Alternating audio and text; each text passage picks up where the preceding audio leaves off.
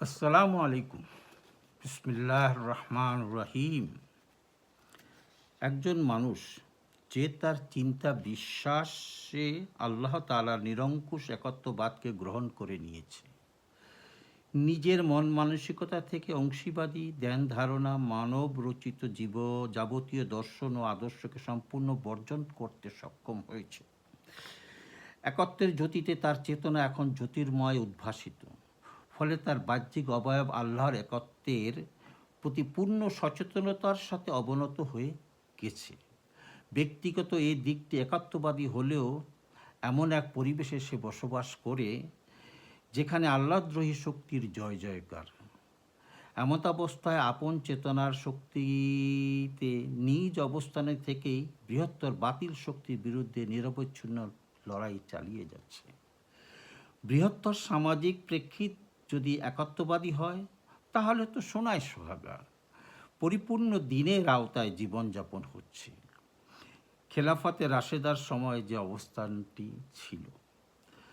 কিন্তু যদি বাতিল বিজয়ী শক্তি হয়, বৃহত্তর সামাজিক প্রেক্ষিত যদি আল্লাহদ্রোহী শক্তির কবজায় থাকে, তখন এক ব্যক্তি তার নিজ জীবনের আল্লাহর মনোনীত পথ পদ্ধতির কতটুকু বাস্তব অনুশীলন করে উঠতে পারবে?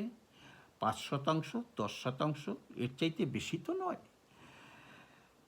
এই রকম সমাজে একজন একত্ববাদী ব্যবস্থান থেকে আপাতমস্তক প্রতিবাদী একাত্মবাদী অবস্থান হবে আপাতমস্তক প্রতিবাদী। বৃহত্তর কুফরি শক্তিকে কখনোই সে অন্তত মানসিকভাবে মেনে নেবে না।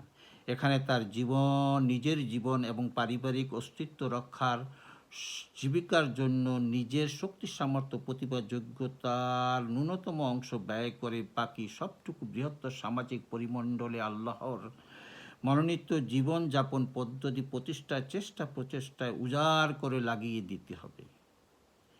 দিন প্রতিষ্ঠার এই কাজ কারো একার পক্ষে তো সম্ভব নয়। এজন্য তাকে শক্তি সঞ্চার করতে হবে, অর্থাৎ চিন্তা বিশ্বাসে তার মতো আরও মানুষ একত্রিত করতে হবে। এ পর্যায়ে শুরু হলো আল্লাহর পথে মানুষকে আহ্বানের কাজ। এখন এই কাজের অবলম্বন বা মাধ্যম কি হবে?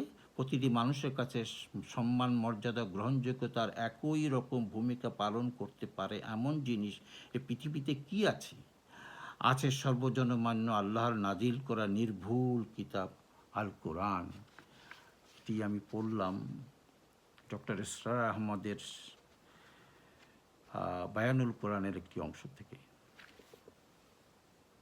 আল্লাহ হাফেজ।